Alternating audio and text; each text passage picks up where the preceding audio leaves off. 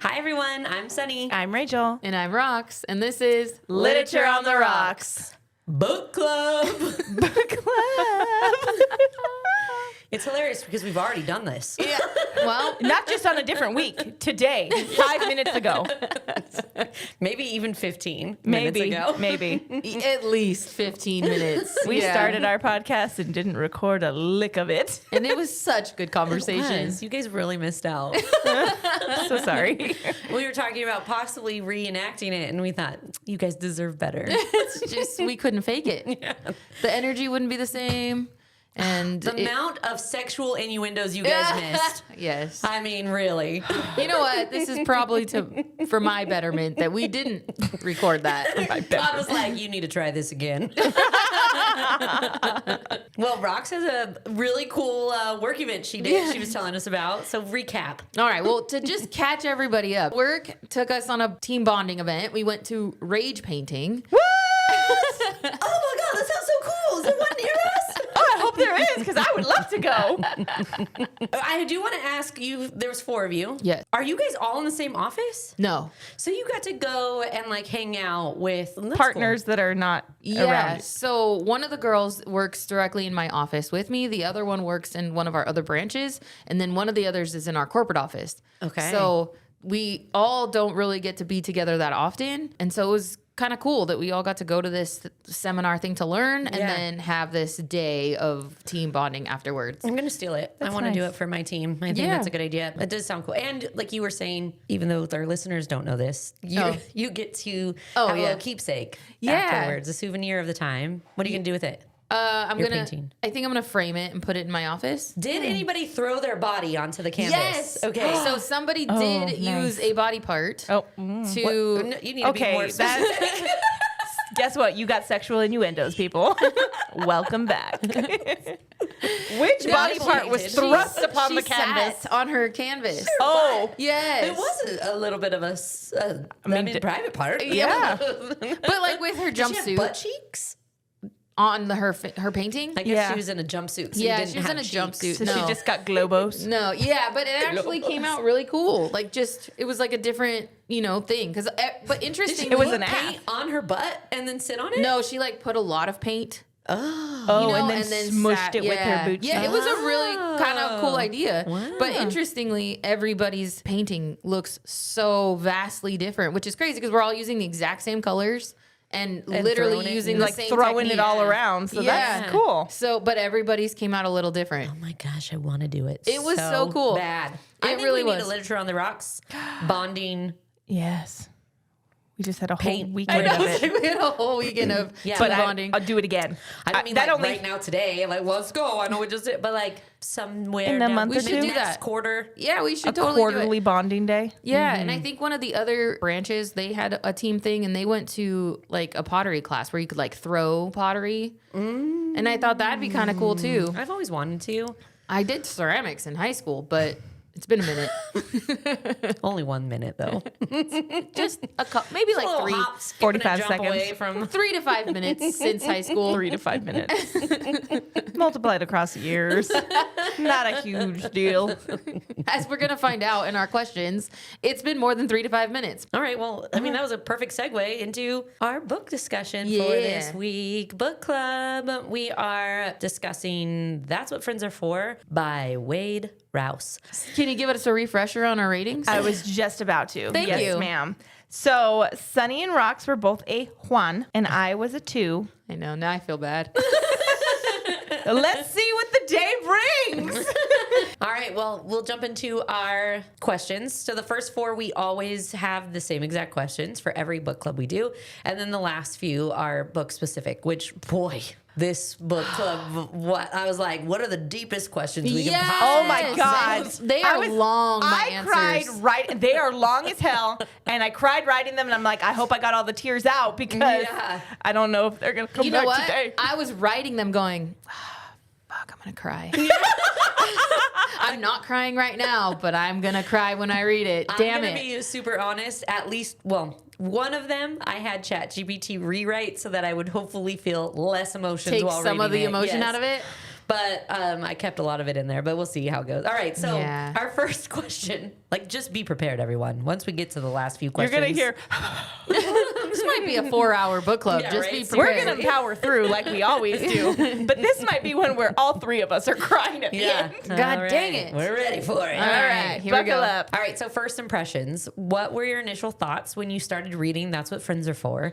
Did the book meet your expectations or surprise you? So I was with Rachel when she found it in the best, cutest little bookstore I've ever been into, which is Spine and Vine in Temecula. Shout out, hey!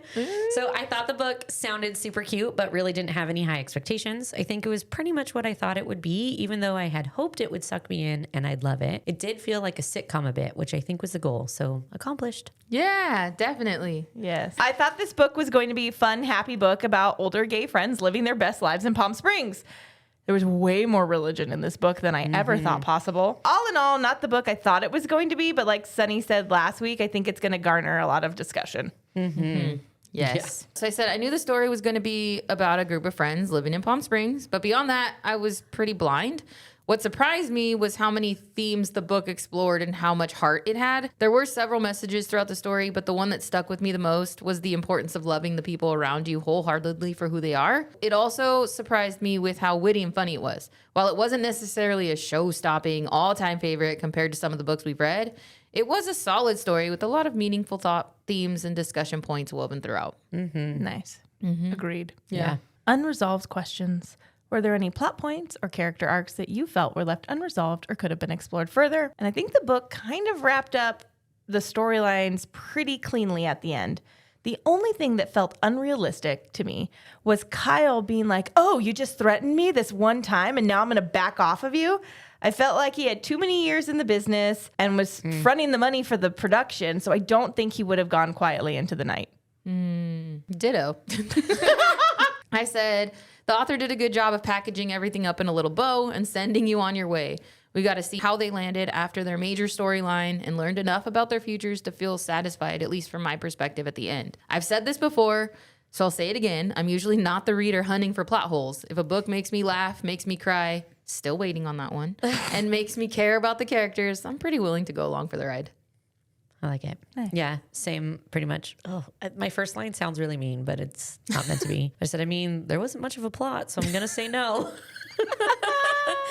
But it was, again, the sitcom vibe is really just telling this story of life, which it absolutely did. Yeah. There may have been some holes in the story, but this book didn't feel like the one that every detail needed to be discussed and secure, you know, like a sitcom. You just accept that these characters are who they are and love them regardless of the deeper story. Yeah. You know what? I didn't think about it from that perspective, like it was being written as a sitcom, but so true. Truly, like, right? It Yeah. didn't feel like that as you were reading it. Yes. Yeah. Now having reflected on that, absolutely. Yeah. Like every episode just picks up in a random place and it doesn't matter And that like they're watching not an connected. episode of Golden Girls after reading it, it was like, oh yeah, this is same vibe. There's Yeah. not like this crazy plot to it. It's just Like some stuff happens in an Yeah. episode and then the next, like it's not building in a season to have this magic Right. climax. It's just, and leave you on a cliffhanger. yeah, it's Right, just yeah. little spots of life. Yes. Yeah. Totally true. Alternate ending. If you could change one thing about the ending of That's What Friends Are For, what would it be and why? I don't think I would change anything. The ending felt true to the story the author was trying to tell. Characters were able to find themselves, embrace who they were, and become more comfortable with the lives they had built. At its core, that's what the book was about. Living a life that feels authentic and meaningful and having people beside you to share it with. We got all of that in the end. I don't think I'd change it. I felt like there was closure on pretty much all the stories. I like that Trudy was coming into her own and was sassy and took risks. I like that Teddy chose to get the surgery and that Barry didn't end up back with Kyle. I think I liked the ending, and if I really want more, I'll just watch an episode of The Golden Girls. I said, to be honest, looking back at the ending, I remember bits and pieces. Like I remember how each story ended, but I don't remember the whole thing, which is normally not what happens to me with the book. So that might be saying something. But that being said, I would leave it as it is. Adaptation dreams. If That's What Friends Are For were to be adapted into a movie or TV series, who would you cast in the main roles? I think this was one of the hardest ones I've ever had to cast. Because there were so many things that I felt like were hard. First of all, finding an actor that is older that is still working or still alive. Yeah, that was a struggle. hard. Someone that was gay or could play off someone who would do drag, I felt like was kind of a hard thing, especially when you added the older part age. of it. Like that part felt hard to me. All right, so I did Teddy, Ron, Sid, and Barry. Same. Should we start with Teddy? Might Yes. as well. The story did. All right, so for Teddy, I chose Nathan Lane, which is who I thought one of us was going to pick Nathan Lane for one of the characters every single. I did. Yes. I did not choose him. Oh, you didn't? No. Oh, okay. Okay. I did Dennis O'Hare as Teddy. I don't know. I guess they never really described him, but just the fabulosity of him walking around and swishing his caftans. I pictured a smaller framed person, Okay. Okay. which is why, and I felt like Dennis O'Hare has, Like fabulousness. yes, and he could be sassy. Yeah. So I thought he would be a good fit, but Yeah, I feel like Teddy and Ron, like with the fashion and the hair, both of them are a little bit more like fabulous. Yes. Oh, see, and I Yes. pictured him to be handsome, like an older, handsome That was guy. more Barry. Barry. That's what I was thinking too. Yeah. Maybe I mixed them up. That's okay. But that's okay. Yeah. Okay, who did you Okay, pick? I did John Corbet. Oh, he is a handsome man. I feel like he would have played a great John, the husband Teddy that Teddy had. That's what I imagined This one? his husband This to photo? look like. Oh yeah, Right here. yeah. Look how fabulous he is Yeah. right there. Yes. Do you know who else I kept coming back to because I kept finding younger people and I'm like, they're not old enough? Was Leo. I was like, I feel like I should cast Leo. I found so I many. Like, think He I would did be a see great one who Leo was a good Leo. too. yeah. Yeah. Oh, he might. Yeah, he would be a good Leo. Honorable mention if we don't Yeah. pick him. Okay. Okay, so let me go back so I could see my two options. We have Dennis Dennis O'Hare Nathan Lane. and Nathan Lane. Dennis O'Hare. Dennis O'Hare. Okay. Okay. Dennis O'Hare for Teddy. I'll just do Ron next. For Ron, I picked Sean Hayes. Oh. See, who Yeah. I picked for Ron was Cheyenne Jackson. Okay, Yeah. so you did Cheyenne Jackson. You, For Ron. and I did Nathan Lane. And I did Sean Hayes. Okay. But I was very back and forth with Nathan Lane For being Ron. So let's pick Ron because you both picked Nathan Lane, right? Okay. Yeah. Okay.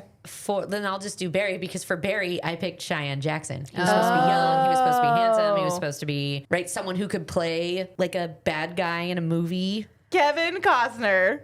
That was not what I was thinking. The only reason why I would say no to that one was because I don't think he would be casted as Coco in Golden Girls. Oh. Okay, so I Okay. picked for Barry Stanley Tucci. Because I think he would have been casted as Coco. I love a Yeah. Tooch. Yes. I that don't walks through a think I door. could see Stanley Tucci being a floozy. That's what I mean. Like Okay. he's like But Cheyenne looks like a floozy? floozy. looks like a Like floozy. like sleeping with a lot of people? Yeah. Really? I'm going to double up on Cheyenne. Okay, so for my Sid, I picked Wallace Shawn. Wow, this is Oh.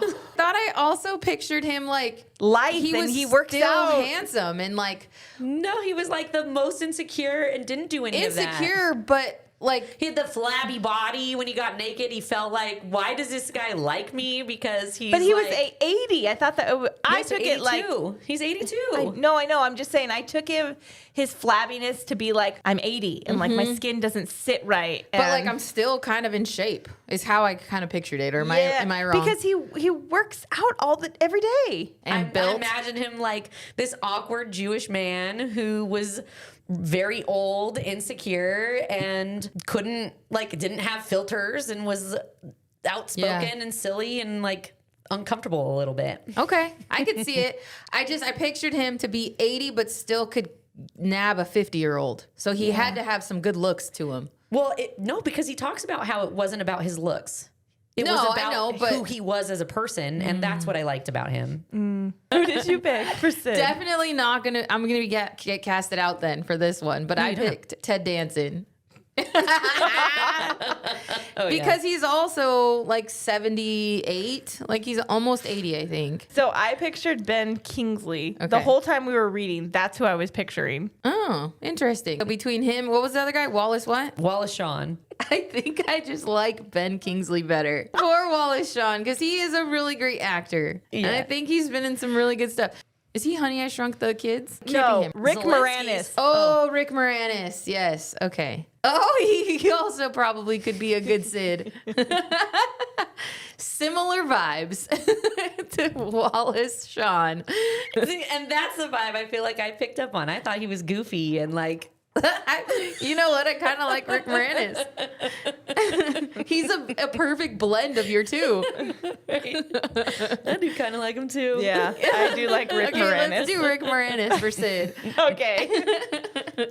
Ice Drop is Teddy is Dennis O'Hare. Ron is Nathan Lane. Barry is Cheyenne Jackson. And Sid is Rick Moranis. We did so well casting this group. I could see them all being best friends. Oh, man. That's funny. Faith through different lenses. Many characters. Here we go. Yeah. Buckle up. All right. This is here where we it go. starts. Many characters experience religion as both a refuge and a source of hurt. Did the book challenge or reinforce any of your thoughts about faith, organized religion, or spirituality? This book didn't necessarily change my thoughts about faith or organized religion, but it did reinforce some of the feelings I've carried for a long time. I grew up church adjacent. My parents weren't avid churchgoers, but I did have friends and family members who were religious and actively involved in church. So I participated, but I never truly felt like I belonged there. I was always someone who asked questions and too often those questions were met with some version of just have faith. I also struggled with some of the expectations that came with organized religion, the feeling that certain parts of yourself needed to be covered up, hidden, or made smaller to fit within the rules. Rather than feeling accepted, I often felt like I was being told who I should be or how I wasn't enough. And because of those experiences, I don't have the strongest relationship with organized religion. However, I still consider myself spiritual, and I believe that there's value in reflection, connection, hope, and finding meaning beyond ourselves. What I appreciated about the book was that it showed spirituality in something deeply personal. The characters found their own way to hold space for faith, doubt, and belief without it looking the same for everyone. I respected that because I think that many people find themselves somewhere in the middle ground, seeking connection and meaning, even if they don't feel at home with the traditional religious structures. So I said, this question made me reflect on my own experiences more than I expected, the question itself rather than the book. I grew up attending church occasionally with my family, going through catechism, first communion, and confirmation. And looking back, it always felt like there were some conflicting themes. I think religion can provide a strong foundation for understanding morality, ethics, and community. But I also think some aspects of organized religion haven't always evolved gracefully with the times. That said, I don't necessarily see that as entirely negative. I think a lot of people today are finding their connection to faith or spirituality in ways that feel more authentic and personal to them, which wasn't always as common or accepted in previous generations. What this question really surfaced for me is something I've thought about a lot since becoming a parent. How do I want to incorporate faith or spirituality into my daughter's life? My husband and I aren't particularly active in organized religion, but we both grew up with that foundation. How do we pass along the values we appreciated while also creating space for her to develop her own authentic relationship with something bigger than herself? I don't want her to feel forced into anything, but I do want her to have a sense of connection, purpose, and belonging. And that's kind of where my thoughts landed after hearing this question. All right. Whew. Here we go. I feel like I need a trigger warning for a little bit of this tangent I'm about to go on, so be warned and buckle up. Just a reminder that this is my own personal experience. So I grew up in the church, and there are many things I love about it and many things I struggle with. I'll start by saying that Ron was the character I resonated with the most. Despite the hurt he experienced at the hands of the church, he still held on to his faith and believed there was something worth preserving. This book had a lot to say about religion, and much of it was negative. There were heartbreaking examples of physical and emotional abuse committed by people who claimed to represent God. Parents who were also church leaders inflicted real damage on these characters, and I can understand why they carry so much anger and pain. While my experiences were nowhere near as severe as those portrayed in the book, I do understand what it feels like to be hurt by the people in the church. When I was a senior in high school, I was shamed and labeled a whore within my church community. The rumors became so widespread that a boy I thought was a friend whom I met through the church called me to hang out, assuming I would just have sex with him. When I didn't, he told me he'd heard that I slept with everyone, though, and then proceeded to ask if it was because he needed to pay me. It was a pivotal moment in my life, and one that left lasting scars. So when people talk about the hypocrisy of those who preach that God is love and then turn around and spew hate, I get it. I've seen how easily people can cherry pick the parts of the Bible that support their beliefs while ignoring the parts that challenge them to show compassion, humility, and grace. Recently, I had a conversation with a friend about the Odyssey. She told me about a newer translation by a female scholar that replaced the word whore with woman in certain passages because the original Greek word wasn't nearly as derogatory as later translations made it sound. And that conversation got me thinking about religion. While many people believe that the Bible contains God's word, it also has been translated, interpreted, and taught by human beings for thousands of years. Human beings are imperfect, and that leaves plenty of room for misunderstanding, biases, and error. I say all this because I want the people who have been hurt by religion to know that I hear you. I see you. I understand why you might hate a group of people who have caused so much pain. But at the same time, I still consider myself a Christian. I'm far from perfect, but I believe everyone deserves love. To give it, to receive it, and to experience it unconditionally. I think this book did an excellent job exposing the ways religion can be weaponized.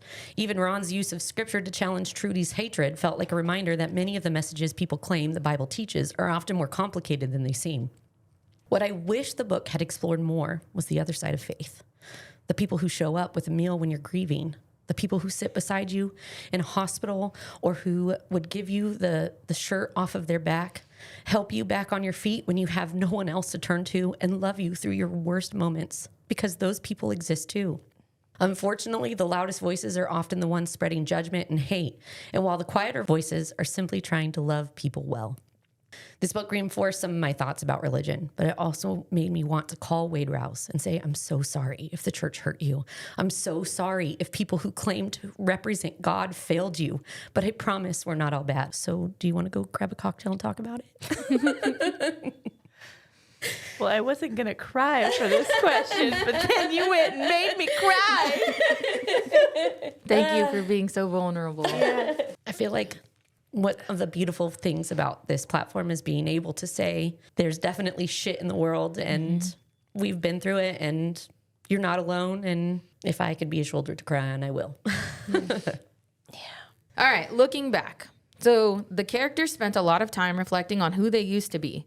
If you could have a conversation with your 18-year-old self, what advice would you give? Man, if I knew then what I know now, I'd probably tell myself to take it easy. In a lot of ways, I've always been what people call an old soul. Even at 18, I was so focused on having everything figured out. I wanted a successful career, financial stability, a home, and a clear plan for my future. Marriage and kids weren't really on my radar yet, but I knew they would be someday. So if I could sit down with 18-year-old Rox, here's what I'd tell her. First, you're about to go through a really messy breakup. And then not long after, you're going to meet someone who will completely change your life. The love you'll feel will be exciting, overwhelming, and unlike anything you've experienced before. Enjoy it, live in it. But once you start building a life together, give each other some grace. You're both figuring things out, and eventually you will build something beautiful together. So stop stressing so much about the timeline, because I did a lot of that. Second, stop worrying so much about what other people think. Looking back now at 38, I'm incredibly proud of the life I've built. The decisions you're making, even the messy ones, are shaping the person you'll become. Third, there are going to be some major life events that change the direction of your life. Relationships will be tested. You'll carry burdens you never imagined carrying, and there will be moments when you feel completely overwhelmed. But you're stronger and more resilient than you realize. So 20 years from now, you'll look back and see that every challenge, good and bad, helped to get you where you're supposed to be. And finally, even 20 years from now, you still won't have it all figured out. Yeah. Nobody does. So stop waiting for the day when everything finally makes sense. Live with passion, embrace the uncertainty, even though it's so scary. Don't waste energy on things you can't control, and pay attention to the moments that make you happy. In the end, those are the moments that are going to matter the most. It's all going to be okay, and you've got this. Whew. This was supposed to be the fun question. Yeah. made me reflect. My last comment, I was like, I'm just talking to myself now. I was gonna say, this sounds like for relevant too. Like what 58-year-old rocks would tell 38-year-old rocks. Seriously. We still don't got our shit together, but it's really cool. And it's kind of fun sometimes. Like, just freaking live. Yeah. All right. So I said my last answer was a long one, so I'll try to keep this one shorter. I would tell myself that in spite of the challenges I'm going to go through, they make me the woman I am today. Although they feel so big and difficult in the moment, you will get through it and come out the other side shining brighter, understanding more, and loving deeper. Your trials are what is going to get you where you need to be. You have a job you love, a husband who sees you and loves you regardless of the crazy that you bring to the table, and an amazing kid who changes your whole world, and friends that are still by your side that you get to do life with. So even in the moments when you feel there is no hope, hold on to the fact that the light at the end of the tunnel is so much bigger and brighter than you could imagine. That was good. I said, this is hard to answer because I do love my life and wouldn't want to change how it panned out for me. But I would tell 18-year-old Rachel, protect your health, both mental and physical. Do and say the weird things. Find the job that brings you joy. The money will follow. Trust yourself. Good friends make all the difference. Don't worry about other people's opinions. They're very much like assholes. Everyone has one and 98% are dirty. Wash your ass, people. PSA. And you will have White to be... till it's white. White till it's white. You will have to be stronger than you've ever thought you could be. And you make it to the other side, and it was all worth it. All right, last question. What we hide. The characters spend a lot of time hiding parts of themselves, their feelings, and their experiences. Do you think friendships are strongest when everything is out in the open, or can some secrets be justified? Which takes more courage, sharing your truth or receiving someone else's with grace? Considering we all just kind of shared some truth. I wrote, absolutely things are better when everything is out in the open. I believe secrets are toxic. While yes, there can be necessary secrets, secrets amongst friends can be felt. Just look at the release Trudy had when she came out with her deep secret. She not only gained friendship, she also started feeling more comfortable in her own skin. Even small, stupid secrets can cause damage in a friendship. I believe honesty is key. With that said, I think true honesty can be really hard. And being vulnerable or saying something that feels scary to say to a friend isn't easy, especially if you feel there's a risk that you'll lose a friend. Or worse, have your friends judge you. Saying your truth out loud is way scarier than hearing someone else's, because I'll always have grace for you guys. I think it's a bit of both. The strongest friendships are built on honesty, grace, love, and truly knowing one another. But I don't think that means we have to know every detail of every moment someone has lived. Knowing the core of a person, who they really are, what they value, and what they've been through is what allows us to love them wholeheartedly. As for secrets, I think they can be justified if it comes from a place of processing, healing, or protecting something deeply personal. The problem isn't always the secret itself. It's when keeping it creates distance or prevents genuine connection. Having been on both sides, I think it takes courage to share your truth and to receive someone else's with grace. We've talked before about how easy it can be to unload our truths onto people. But with those that we love most, it can actually be harder. Sometimes we instinctively want to put their feelings first. We don't want to rock the boat, burden them, or shatter their peace, so we stay silent. Receiving someone's truth requires its own kind of courage. Your role isn't always to fix, advise, or even fully understand. Sometimes it's simply to listen, hold space, and love them through it. Both require vulnerability, patience, and trust. And if I'm being honest, I've had moments where I haven't handled either one of them as well as I wish I had. Part of being human, but I think the willingness to keep showing up for one another with honesty when we can and grace when it's needed is what makes friendships last. And we know what we're talking about. This is advice. Loving each other through our worst moments, because I know I am not an angel, and there has been some days. You've seen some of my worst moments. I think friendships are built over time through shared experiences, trust, honesty, compassion, and empathy.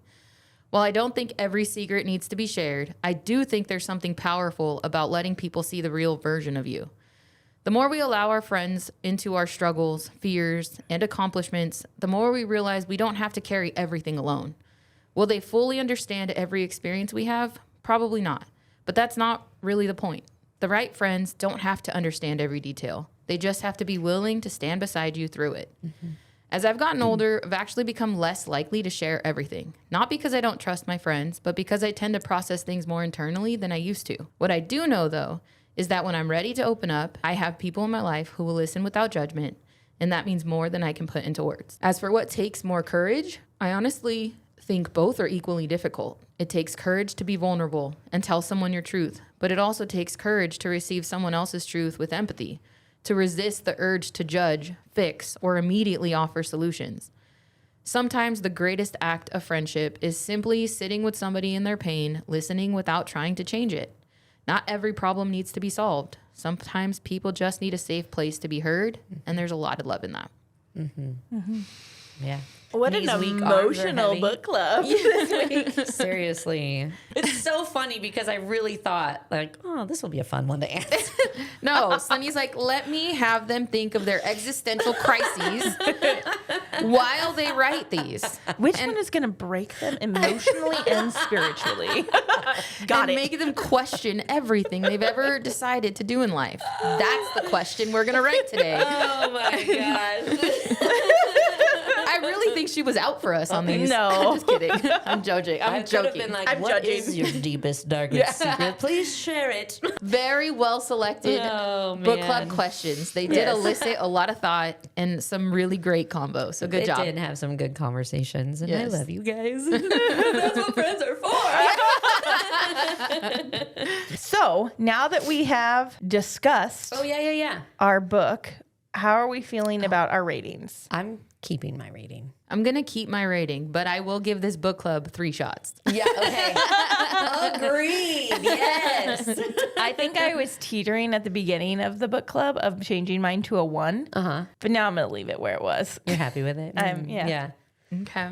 Yeah. I still feel the same. Like, the book was just meh, but I think the conversations it elicit are good and make it worth the read. All right, well, that's a wrap on this episode of Literature on the Rocks. We love spending time with That's What Friends Are For and celebrating the people who show up, stick around, and make the ride a little more fun.